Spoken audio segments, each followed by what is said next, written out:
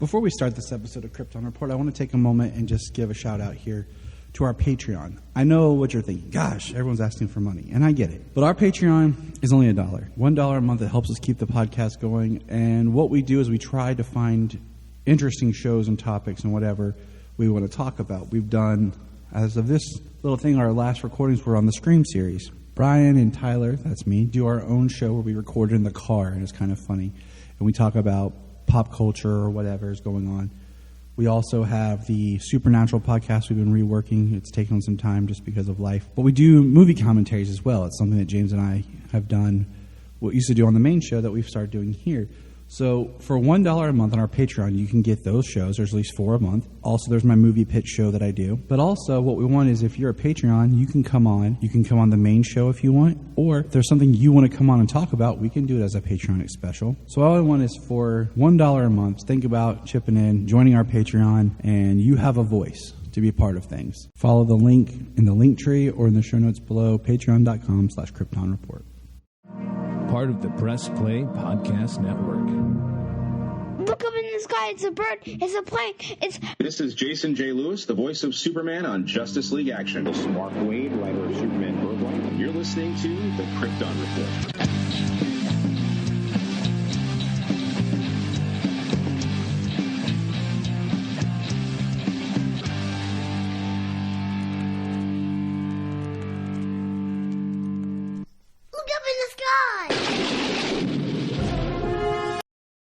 Welcome to the Krypton Report podcast. I'm your Hope.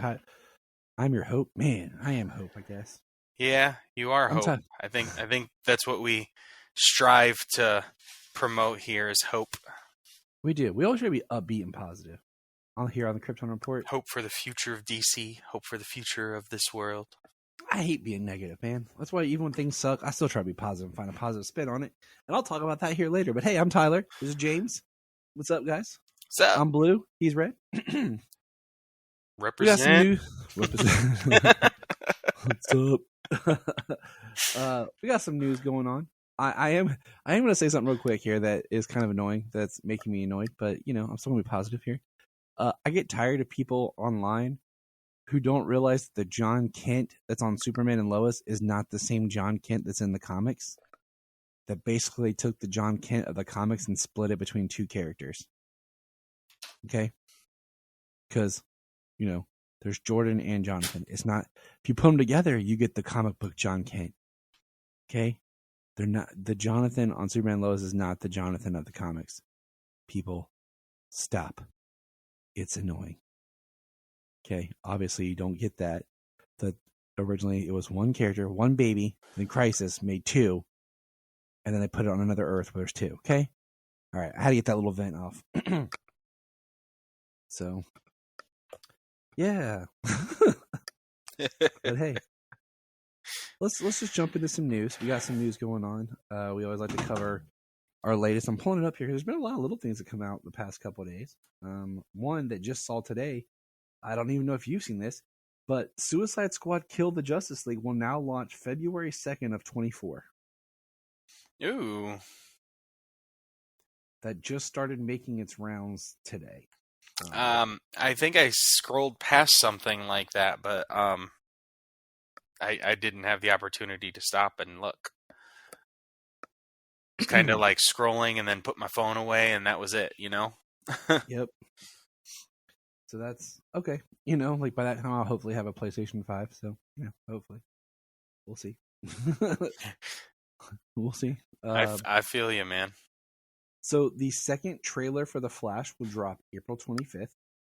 And Brian's like, I'm not watching it, which means it'll probably be an awesome trailer that will show us something in the plot that will be like, oh, okay. And then Brian will make some theory up that we know will be wrong because we saw the second trailer. It's the story trailer. He'll go into the movie and be angry because they didn't do what he thought, but he had bad information the whole time. His own information, his own hopes. I think the second trailer you said will be more of a story, and it'll probably be the reveal in the trailer of Dark Flash. Yeah, I mean, I assume story trailer most of the time. They usually go by a 3 trailer kind of system. they kind of gave us a trailer with like the World Needs Hero and that little trailer thing they did for Fandom, but then they kept getting pushed back, so it kind of got shifted around. So I feel like that was kind of like, okay, we already did kind of the teaser trailer, so then they gave us more of this bigger scope trailer, and then they'll probably kind of dial it in for the next trailer, you know? Yeah. And that's what I feel like this next trailer will. So I feel like they're going to be like April 25th, and then it'll be like tickets on sale. And I'm like, dope. Oh, tickets on sale over about a month and a half or so away. I mean, they put the Guardians tickets on sale last week, and that's a month away. So, I mean, April 25th is May, June. I guess, yeah, it's like 2 months, but you never know anymore. You never know. It's a way of judging box office and like interest. You'll have to excuse me, people. I'm getting over a test thing, and yeah. I mean, I'm gonna be as soon as they're available. I'm gonna be like, well, I'm going. This is the show I'm going to see.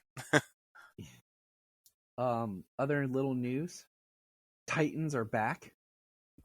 As of this recording, Titans are back. I started watching one of the 2 episodes that they dropped. So I won't spoil anything. Other than this is what's hilarious is technically Titans once again has been rebranded as Who Owns It, because it's no longer an HBO Max original. It now is a Max original. Who was the bright-eyed person that just thought, hey, Max? That's what right. it would be. Like, we already got HBO Max. Let's just be Max. That is the dumbest move ever. You know what? I don't know. I mean, with the merger and everything and all the issues, I mean, maybe a little rebranding to kind of, know. But it doesn't like Disney Plus. Oh, Disney. Even Peacock, because NBC used to use Peacock all the time. And even if you don't know that, you're like NBC, but then that's owned by Universal. So you're like, oh, you can get there, you know?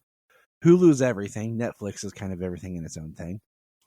Max, what the hell is Max?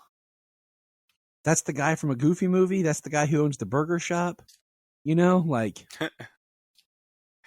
Warner Discovery. It's right there.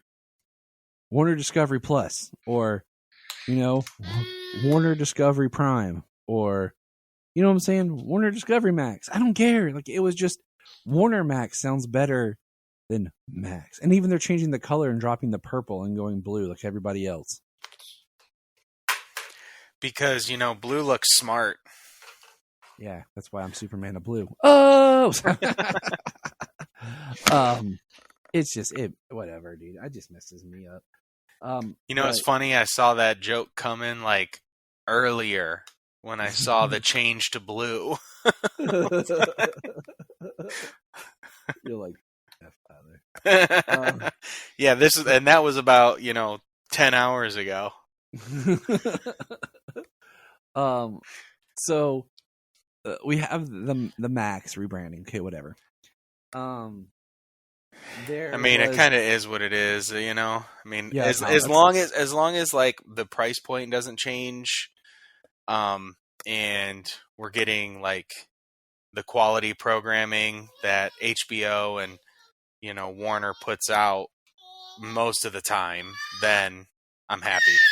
That's the thing. HBO. There's Laura, our third podcaster tonight. HBO is much bigger of a name grab, but whatever. I'm done with that. But what was I gonna say? I forgot. Dang it. So there was the meeting, and they released a 30-second trailer for The Flash. It's basically like the same trailer we saw, 30 seconds with 3 new really cool shots. One is a reverse of Batman, like Michael Keaton in the Batsuit without the cowl. Oh no, 4 shots. Sorry. One is Batman ejecting from the Batwing as it looks like it's going into a spin. One shot is Barry's feet as he's running, which looks really awesome. And one shot is Supergirl punching a missile. I was gonna say all those that 30-second spot's been taken down, but all of those all of those new bits have been clipped into GIFs Yes. and are all over the place. Of course they have. So And they're all like a second. They're all like 2 frames, 3 frames. Yeah, it's pretty intense. But it was cool. It was used for the Max big thing they did. The other thing is Max. People are freaking out. Like, they've already said the Flash will stream on Max in the fall. Yeah, that makes sense. Like, it comes out in June, so within 2 months, it would be on Max. Like, that makes sense. That's their business model, right? Yeah. It's not a big revelation, people. But Shazam will be on Max May 23rd, which I think is the same day as the physical release. I was gonna be looking at the pre-order here to pre-order it, so I get it, and then, so I couldn't tell you. I didn't look at it yet. I saw it on my Prime or my Amazon, and I was like, hey, because I pre-ordered it, and back when like it first popped up before they even had like there was no date given, and I was like, whatever, I'll just do it now while I'm thinking about it, because I saw it. So it says, now arriving May 24th, previously May 19th. So yeah, May 24th, it comes out on physical, the same day it's going to hit Max. So that means they've changed that 45-day window of theatrical to HBO Max. It's now a little bit longer before it hits HBO. So. I mean, you need to give it time to earn a little bit of money in the box office, whatever it's going to earn, as well as when they drop the digital and the physical. Yep. Before you get it for what you're already paying for. I mean, it makes sense to try and earn the money that you can get out of it before giving it to the masses who are already paying. Yeah, exactly. So I'm not really against that. I just think it's smart. We're proponents of physical media on these things, as well as having our digital copies. So yeah, they've already hooked me in. So. Let's see here. Frank Grillo has been cast as Rick Flag Sr. in The Creature Commandos. So that's interesting. I like Frank Grillo. I do too. I'm looking forward to that, because we know that if he does get a live action appearance, he's going to play that character. And David Harbour will actually play a live action Frankenstein too. So that's going to be amazing. And Sean Gunn if hopefully at some point. Maria Bakalova as Princess Alana Rostovich. Idrina Varma as the bride, Zoe Chow as Nina Mariska, and Alec Tudyk as Dr. Phosphorus. And Alan Tudyk, yes. Steve Agee will be in there as Economos. So, big surprise. Yeah, so I'm interested. Like, I mean, it's just one of those properties that sounds cool, and we can kind of see where it goes. Most of these actors, I'm not 100% who they are, but that's okay. That makes it exciting. No, I know who the majority of them are. So it's a good cast list. I'm excited. Yeah. Like I said, I like Frank Grillo. It's interesting because, like, before, when everything was going down, before the change up, I had pitched my idea about doing like a third Suicide Squad movie and having Rick Flag Sr. show up and, basically saying that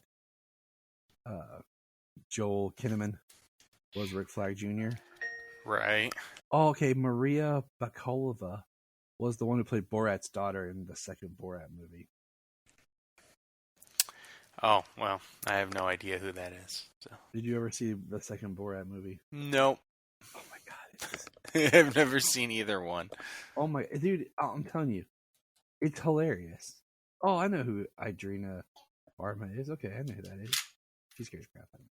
She looked familiar. I'm not sure what she was from, but she looked familiar. So I know she who was Alan on Game of Tudyk is, of course. David Harbour, Frank So Grillo. Idira Barma, and I apologize if I say your name wrong. I know you're listening. She was in Kenobi. She was the one who was the underground officer, and she was also the lover of Oberon in Game of Thrones. Oh, lovely. So cool. So that's cool. That's news that's coming. We can reach your commando.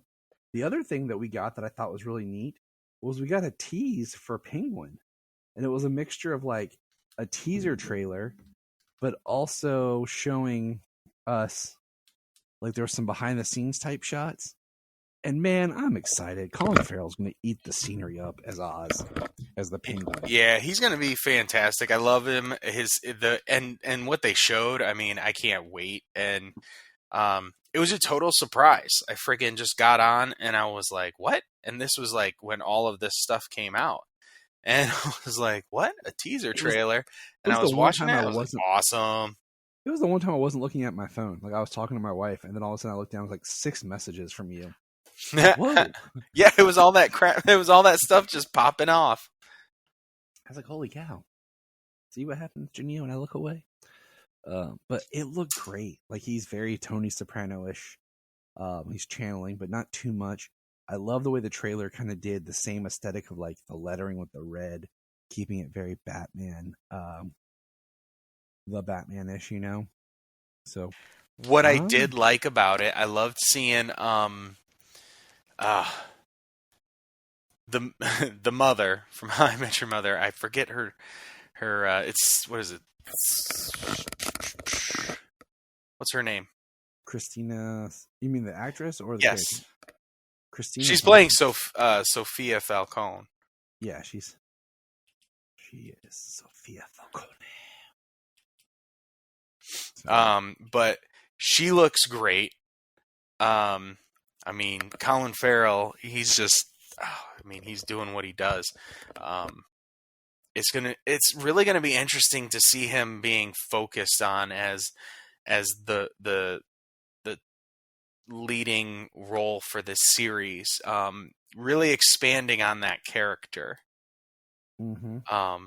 You know, he did so well in the movie, but you only get those snippets, you know? It's a different story when it's the leading person and you're following that character around. You know, what is actually happening, you know, outside of the only interactions he had was with Batman. Batman was present. So it kind of creates a dynamic, but when it's just him, it's a whole different story. Mm-hmm. It is. Let's see. So that's coming in 2024. So that'll be something DC to look forward to in 2024. The other thing is we're getting a horror DC comics event called Night Terrors. That's going to be coming in July. And I don't know much about it other than that. I've been wanting to dive into the DC horror comics because I love horror. I'm a huge horror fan, huge horror buff. I watch it all year long. Like people are like Spookathon. I'm like just an average day for James. Yeah. I put it on any time. It looks like it's gonna be like a kind of a huge crossover, like for every title and every book. That's what I was getting. Like it's gonna be focusing on like the Justice League Dark kind of in the front because it has all of our mainstay characters as part of it as well. What's this called? Like Night Terrors. But they just announced it today, so it was popping up everywhere. Oh, that I think I missed it.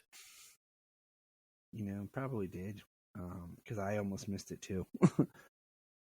And then the last thing is Mark Waid, who's like become DC's reestablished like mega writer, is taking a new Superman comic called Superman Last Days of Lex Luthor. And that'll be coming soon. That's literally all I could get from that. A new Superman-based comic written by Mark Waid. Huh. Like, is Batman versus Robin going to continue, or is that going to end? Is I think World's that's- Finest going to continue, or is that going to end? Because he's also doing Lazarus, and he's also doing the new Shazam book coming out, and then he's Well, I going to feel be like- doing this Last Days of Lex Luthor. I feel like Batman versus... Well, it's going to be a Black Label book. The Last Days of Lex Luthor is. Oh, okay. I feel like Batman versus Robin's going to end because I feel like that was just a build up to like Lazarus.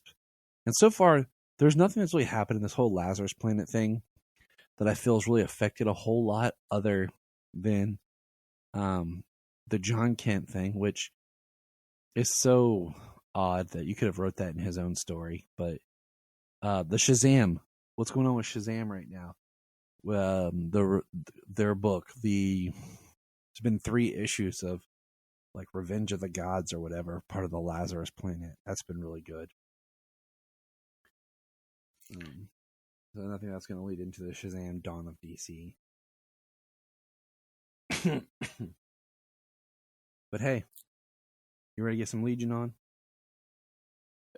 Yes, I am. So we're diving back into Season 2 of The Legion of Superheroes. We have Season 2, Episode 7, Unnatural Alliances. This got an 8.0 on IMDb. The summary is, a bounty hunter from the future sets his sight on a small boy. The Legion goes up against him and discovers an unlikely ally. Mm-hmm. Now, first thing about this episode, we're focusing on Superman X. Other Superman, nowhere to be found. It is interesting how he just pops in and out. They both kind of do. It's weird. Well, I mean, potentially if you've got 2 Supermen, I mean, you can have them on different missions. You're not wrong. So that's easily explained away. But yeah, Superman X, and really testing his willingness to do whatever it takes to stop Imperiex. Yep. Imperiex, yes.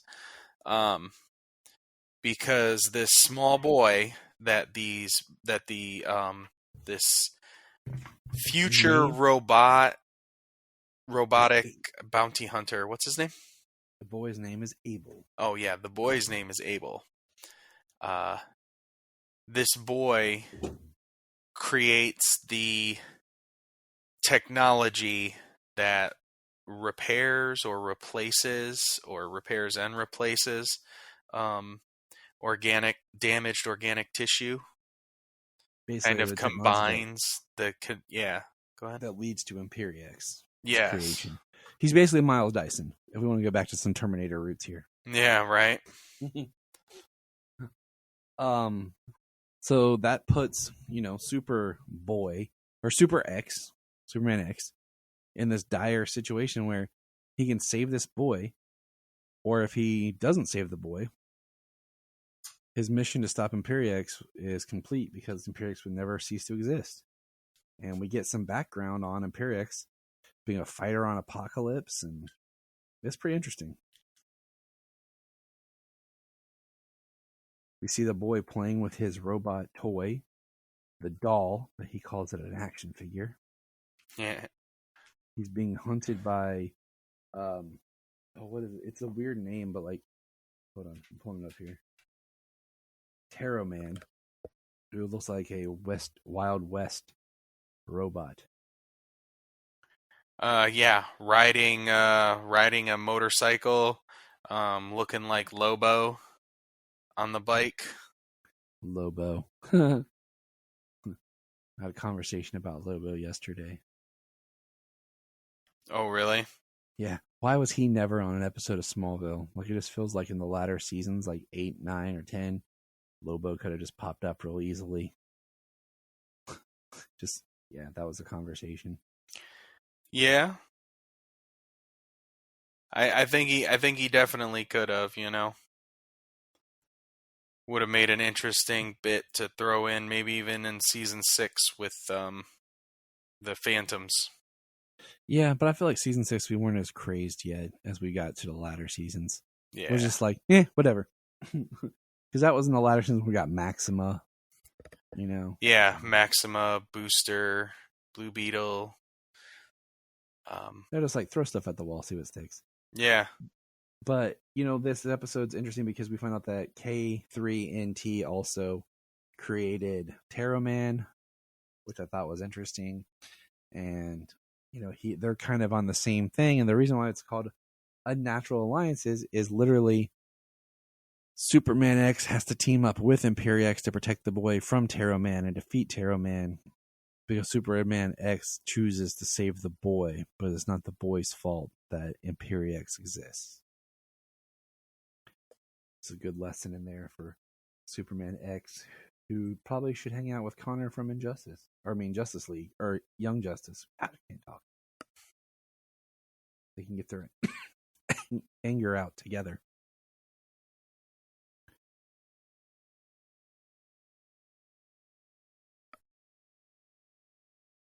I enjoyed the episode though. You know, it was good to see that the influence that Superman has had on Kal-El. On X, because X on can X. give it to you. Yeah. X can give it to you. Jesus. Yes. That's his theme song as he comes riding in with his super powered shield that like projects from his suit. Like he actually has a shield. Like he's just like, X won't give it to you. He had an interesting like blast of energy powers when him and Imperiex teamed up to destroy the bounty hunter. I find him an interesting character, and I feel like it would have been interesting if they really positioned him more as the Superman of this season. But this season feels so disjointed. I don't know, like they felt they set it up to be this very tight knit season, but I think because it feels like it is, but it's not. You know, like Young Justice was a very tight knit, each episode rolled into the next type series, and I feel like this is kind of trying to be that, but at the same time, because it has an overarching season plot, but yet it's not as interconnected. Like the first season didn't have an overarching season plot at all. Right. Well, this was still like what, mid 2000s, where This is 2007. yeah. I mean, you know, that was kind of the way that shows were going, but maybe not animation. Like it might have been animation catching up in that respect. At least trying to find the positive. I don't, you know, I mean, Look at that. I don't even think that might even be true, because there's tons of animated shows that came out before that are just one story. Right. Which is fine. That's what I'm saying. It just feels weird because it's like I don't know. Anyways, James is smart. We'll keep moving on. I like the episode. I was grasping. I like it. I like this season. The second episode we watched was season 2, episode 8, Message in a Bottle. And they got an 8.1. Now this episode has a regular Superman in it. And Superman X is nowhere to be found. Yeah. And he's in the bottle city of Kandor. And this is what's weird is, okay, in this, he's from the past, now in the future, but he hasn't interacted with Kandor yet in the past. So now he's interacting with Kandor in the future. Yeah, and they talk about his ancient promise of rescuing and regrowing the city of Kandor, which means like Superman has never done it. Yeah, he never figured it out. And then we establish, because they see Brainiac 5, and this is what's interesting is how much they know about Brainiac 1. Because even Superman didn't know that Brainiac 1 was responsible for the destruction of Krypton. And Brainiac 5 says, you know, he had kept things from him about his past lineage so that he wouldn't be judged on his ancestor and all this. And it is because of his ancestor that Brainiac 5 is able to tap in the knowledge. And they are, at the end of the episode, they regrow the planet Krypton and put Kandor there, and Brainiac regrows them and brings them to life, and they get out of the city. And it was really interesting Because we have, things like Superman goes into the city and there's one of the Fatal Five members. And Superman he's losing his powers because he didn't bring his power suit because he didn't know about the red energy. Yeah, it was a good episode, I will say. Sometimes when watching all this Superman content and skipping around, you forget what characters know and they don't know. So, yeah, what'd you think? I thought it was interesting. I like the Kandor stuff. I think it's really cool. He finally got the chance to do it. What's really interesting being like he makes that promise to them in the past, but like he promises he will because he already did, but it's not going to happen until they reach 1,000 more years into the future. It's weird like that, right? Like it's actually kind of a cool thing to think about, but yeah, that's pretty wild. Let's see. I liked it because I don't know, you got to know more about what was going on with Brainy, and it's weird to me that Brainy hadn't really told him that. I don't know. So it's stuff you forget it's gone on. Like you just kind of figured by now Superman would have interacted with Brainiac, but he hadn't yet. So even past future Superman, because it's an older Superman than we interact in the first season, and it was more Superboy, still hasn't interacted with Brainiac yet. But all right. Oh yeah, that's I know, confusing. So comics wise, Superman Lost #1 has hit the streamer. I read it, really wasn't impressed with it. Basically the premise, it starts out Lois and Clark doing their thing, and Justice League need Clark. He goes off. Lois is still working on typing and writing. He comes back and he's extremely withdrawn and just staring out the window, and it's beautifully drawn for like multiple pages, and then Batman shows up as Bruce Wayne. So we'll say Bruce Wayne shows up, and he's startled to find Clark there, and you basically find out that Clark's been missing for 20 years. But to everyone else, it feels like he hasn't even been gone. Oh, but to him, he's been gone for 20 years. Yep. Wow. And so then they just start talking about how they were trying to save this submarine, and Clark flew into a black hole. An artificial black hole was being created. He flew in to collapse it, and that's pretty much where they end the first issue. There's a lot of them talking about, like, you see the Justice League trying to, stop this this issue problem going on in the sea, and the mission, and Clark went into the black hole. So I'm like, okay. I don't know. I wasn't really impressed. The idea is kind of interesting, but at the same time, I'm like, do we really need this story? But just more of Superman losing time in life. Well, I mean, honestly, it's not like he loses any time if no time passed for them. Right. Like, he still has. He lived 20 years, but he lived 20 years, and he has an entire damn near lifetimes of experiences. So it's gonna be interesting where it goes. Like, it's an interesting story that you wouldn't necessarily get the opportunity to tell in like a straight continuity thing, but you can give him this grand story that takes place kind of outside of time because of this black hole. Black hole, son. Kind of reminds me of like the Odyssey. I wonder if that will go something like that. We'll see. But that's the only major comic. I've been reading Flash. I have officially completed. I'm caught up with where they are with Flash right now. So I started. It's taking me a little over a week. I read the end of the New 52, which was the DCU, through all of Rebirth, to the DC Universe, to the Infinite Frontier to whatever it is now. So I'm caught up to where Wally is now the main Flash, part of 1 Minute War. That's been my main reading.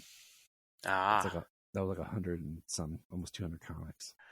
Well, so when it comes to my comic reading, I haven't done a whole lot except for what we have done for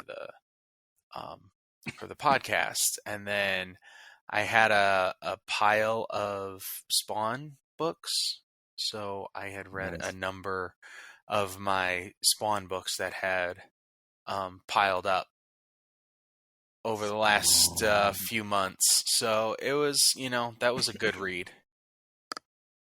Sounds good.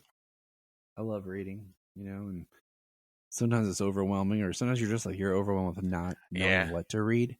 So Well, you read the new, you read the new books that just drop, and then you're like, okay, what in the old stuff am I going to dive into? And there's a few other little mini Flash runs, and then I'm like, do I want to dive back into Mark Waid's Wally? Do I want to find a new thing to just kind of read? And I don't know. I don't know where I want to go next. Right. Well, I've done a few comics like I could there, but then also I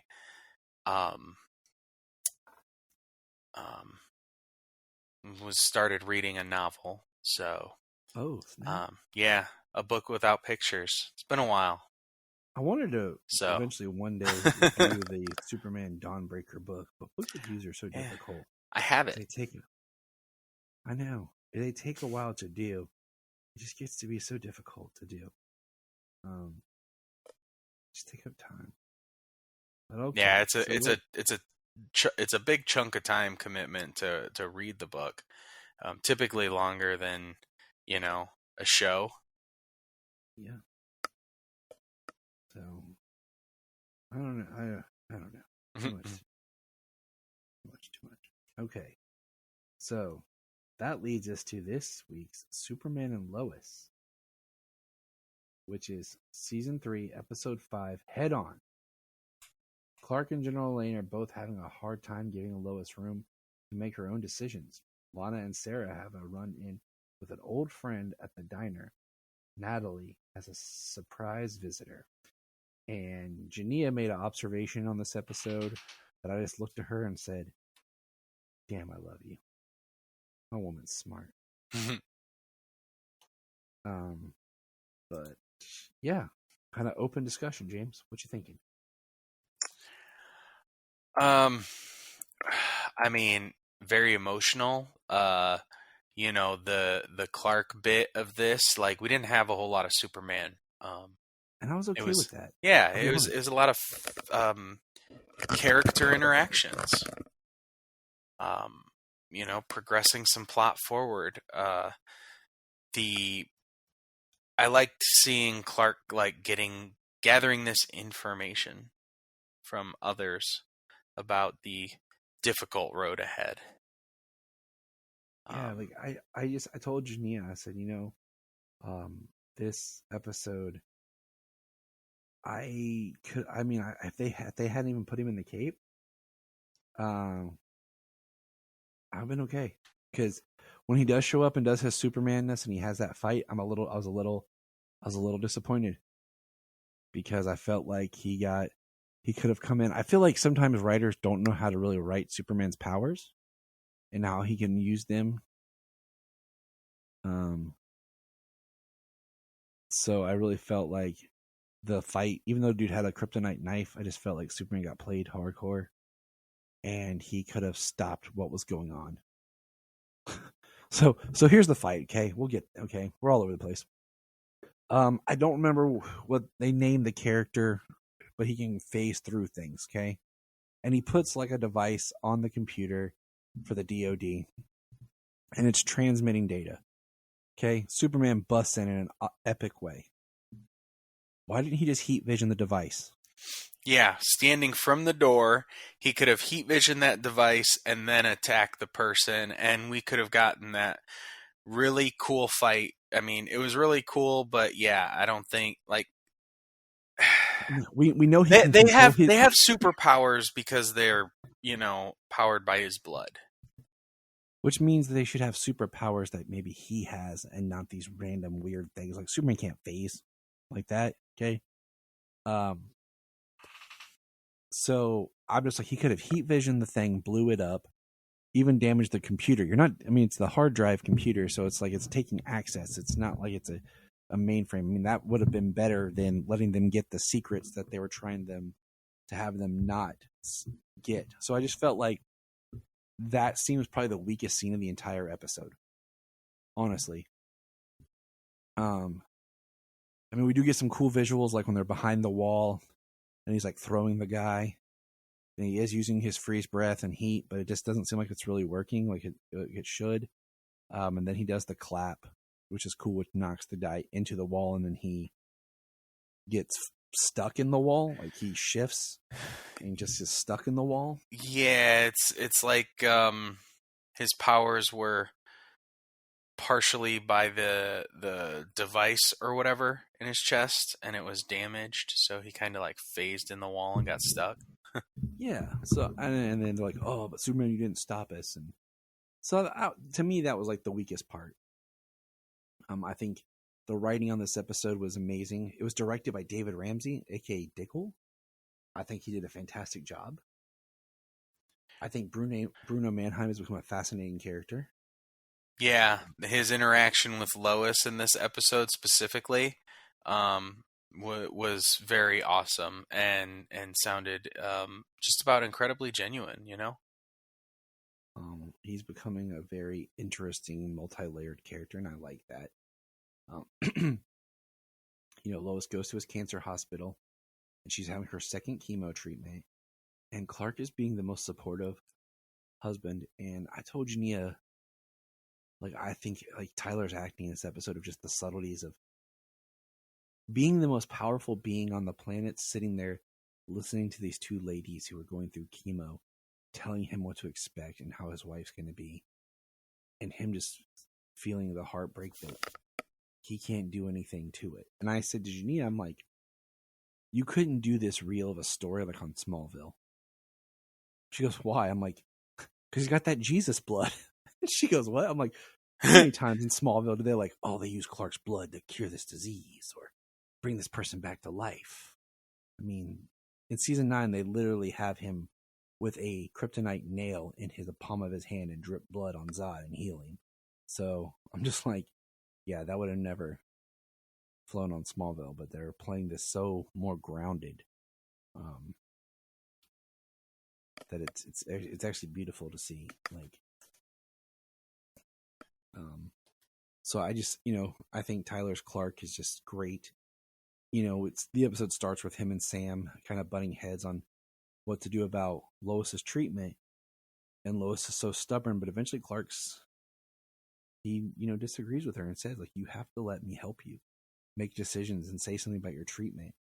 And they have a great moment where she's like, tell me even if I'm wrong, I need you to help me.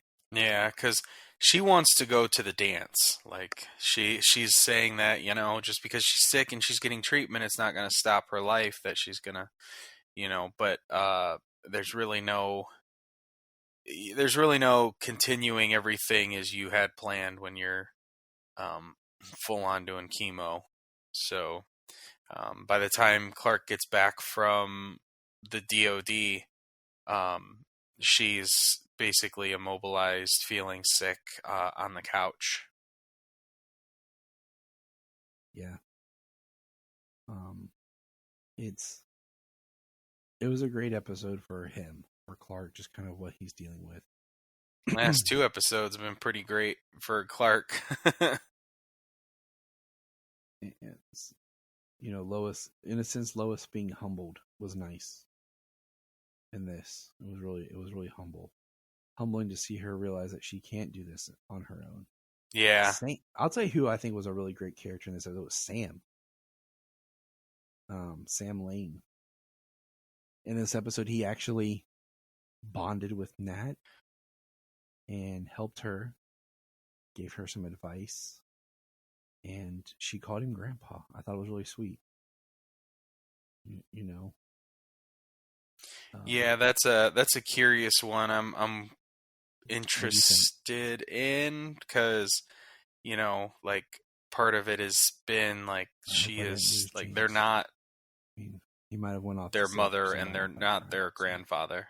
we'll just wait a second here. He might be taking care of the dog. I mean, part of it was he wants to get to know her and take care of her. So I don't know So what do you think if about it's going to Sam be a Lane in the problem because she calls him grandpa or not. All right, everybody. So James is now back from fighting crime. He heard something with his super hearing. He zoomed off. He's back. James, tell everybody, what do you think about Sam Lane in this episode? The performance and what he did, everything was great. The only concern I have is they kind of spent a lot of time like, Lois is not the mom, and then like, they did mention that Sam is not the grandfather, that he's not her grandfather, and she called him that. I mean, he did want to get to know her and be in her life. I was curious if that was going to cause a problem. Otherwise, I thought that the interaction and him being protective and giving her the courage to go back inside, because she's never kissed a boy before, and she she basically ran away from it.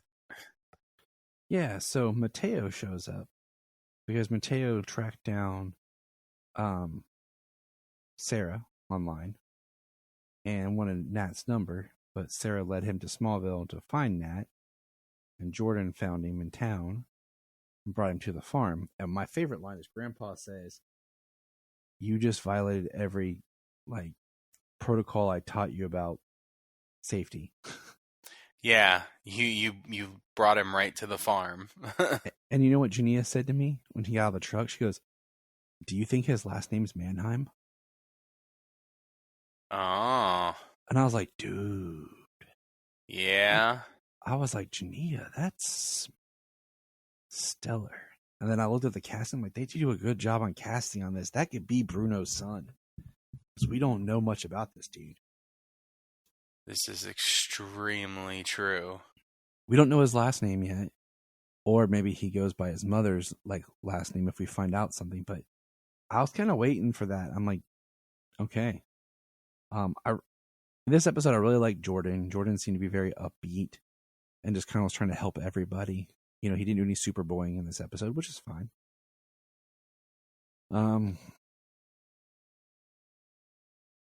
Jonathan had the most in this episode, and I really like what they're doing with Jonathan. We have a great scene we see Kyle's broken down on the same stretch of road he's always hanging out on his truck, which makes me worried about where Kyle spends his time. And Jonathan stops and checks on him, and he says, all kinds of people passed, but you're the first one to stop. And basically Kyle's kind of recruiting Jonathan to come work at the firehouse on the weekends to learn and kind of mentorship. And I think that's a pretty cool angle for Jonathan, giving him some direction of what to do, because he has the pull to help and serve people, but not really sure what to do in his family. And I think it's also helping develop the Kyle character more. They're doing some good things with him as someone who's knew he made a mistake and he's striving to be a better person. I like it. I agree. Kyle's been doing a lot of good lately, which makes you, he's been doing a lot of Bippo which lately? makes you think Lana. There was a reason she fell in love and married him and everything. You know what I mean? He's obviously a good person, but bad things. One thing led to another, and it kind of, he made some bad decisions.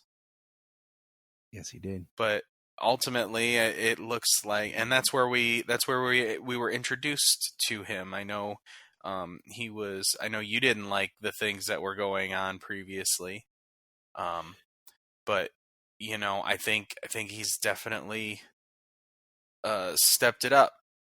They've wrote his character very well. Changing.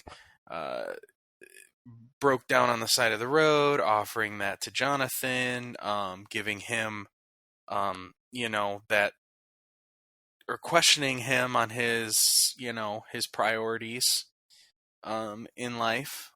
What is he gonna do, and then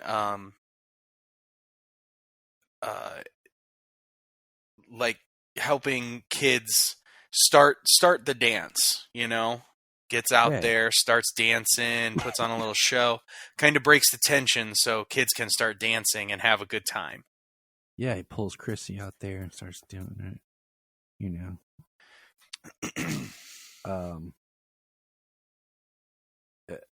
It was funny. Like, we have this scene of like Kyle and Chrissy waking up together the next morning, and Lana messages Chrissy, and Chrissy's like freaking out because she thinks Lana knows. One, it doesn't really matter. They're divorced. Right. Two, you'd already talked to Lana about a story in the paper. You know what I'm saying? So it's not that far-fetched that she would message you about that, Yeah, she's the mayor of the town. Like, and if you're going to put print a story with her as the source, she's going to... So it just kind of was interesting to me. She's all freaked out, thinking Lana's going to say something about her and Kyle. It's not like doesn't matter, Of course, we learned that Candace is leaving, and Jonathan's driving her to Topeka, which is 4 hours away, and that he's going to focus on working on the weekends at the firehouse, and that's better for them. And this is them breaking up. Kansas Candace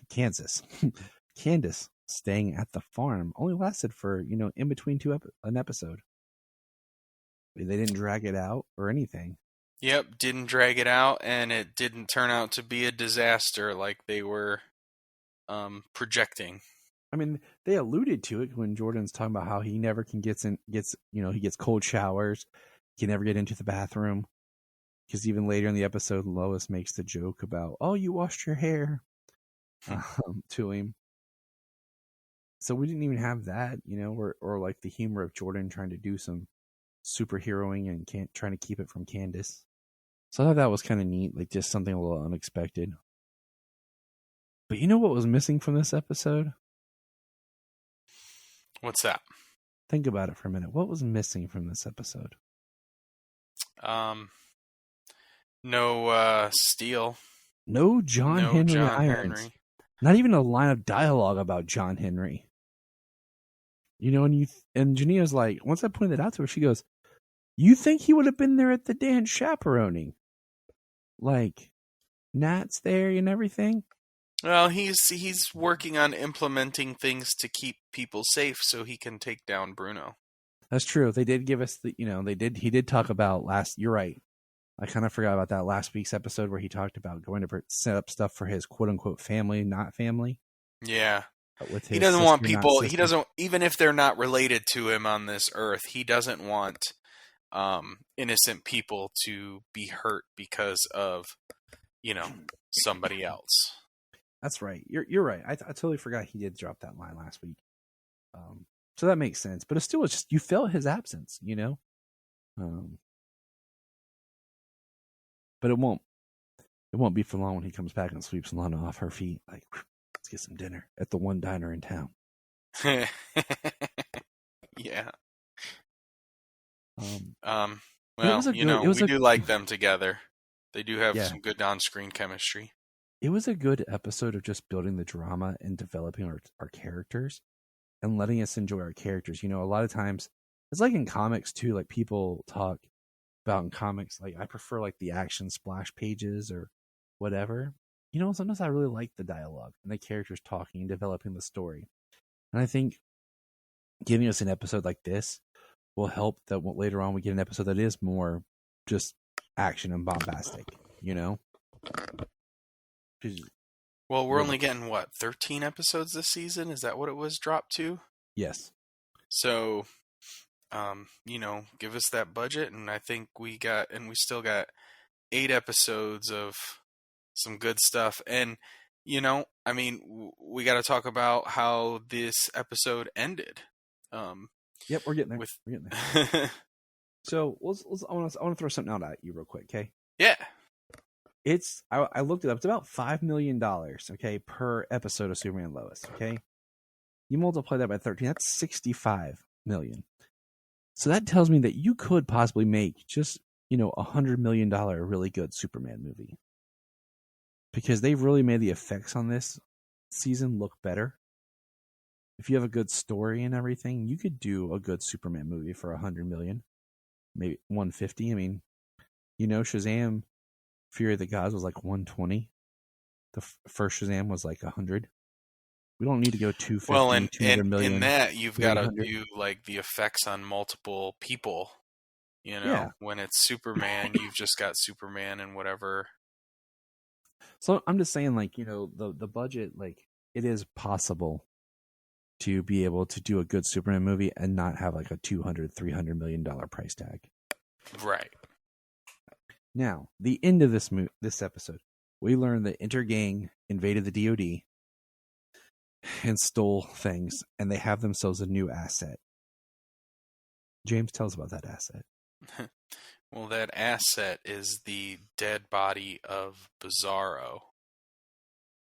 So, Dun, dun, they've been dun. bringing people back to life with Superman's blood. And are we going to get a revival of Bizarro? Or is it going to mutate Bizarro into something else? I've seen people speculate that online too. Yeah. But my thing is, Well, I'm thinking, wouldn't it be kind of neat? I'm still a little bit upset with the way that they handled the misdirect at the beginning of last season when it came to Bizarro, because like he was in this giant suit, he looked like he was massive, like Doomsday. They purposefully made him look like that. The suit, honestly, I understand the idea behind the suit, but making him look that way, and then when he's actually standing face to face, he's the exact same size as Tyler. Like, yeah, I was like, that was just that was like the Infinity War with the Hulk. Brian be cheering you on right now. But wouldn't it be neat if the reverse kind of thing happens, because his blood would be kind of the reverse of Superman's, and it's the same. So what if they put Superman's blood in him and it brings him back, but like it makes him like a better person or something, and he actually like comes back to life and like destroys Bruno's lab and like everything. Right. So I don't know. I mean, it could be really interesting on what happens if they bring him back, because Bizarro at the end wasn't a bad person. We learned what his mission was and what he was doing. He wasn't really an adversary. So I just really hope they don't try to go like Doomsday route or something like that. I don't know. Like, I was going to say, if they did go the Doomsday route and have him transformed into something like that, I mean, it would be interesting. It would just be another, it would be another pull from the already DC universe. I still think that Superman Doomed would be an interesting way of doing Doomsday, and doing like a Doomsday virus that starts turning people into Doomsdays. Yeah, I do think it would be, that would be interesting. That would be an interesting story to tell. But I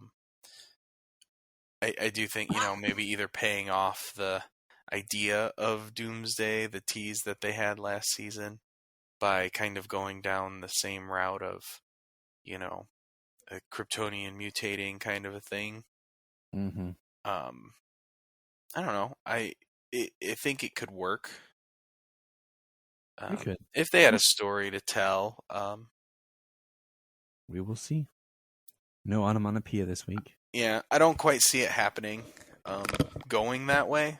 But I just feel like the writers the way are they smarter did than we are. Doomsday on Krypton, I would hope that they would be able to bring something like that into this if they did it if they went down that route sometime. Sounds good. That's going to do it for us this week. I'm getting over being sick, so I'm not as lively and jovial as I usually am. So I hope you all will forgive me for that, our good listeners, because James and I are trying to do something cool coming up soon. So keep your eyes on the social media. James, any final words from you over there, Redman? Redman? Yep, See, and now I then wish we I knew some like Wu-Tang or something. went. Red and Method. red and blue, bro. Ooh, it sucks with rappers. Look up in the sky. We just want to say, if you've enjoyed this podcast, please check out other podcasts on the Press Play Podcast Network. We're going to press pause and hear a few words from our other podcasts on Press Play Podcast Network. Hello, Brooks here with the Books with Brooks monthly book club podcast. Here's how Books with Brooks works. We read one book a month, and then we talk about it. Classics like Stephen King's The Shining, debut novels like We Are the Brennans by Tracy Lang, and tons of other compelling, life-changing stories, one book and 1 month at a time. So come read along with us, and then listen in.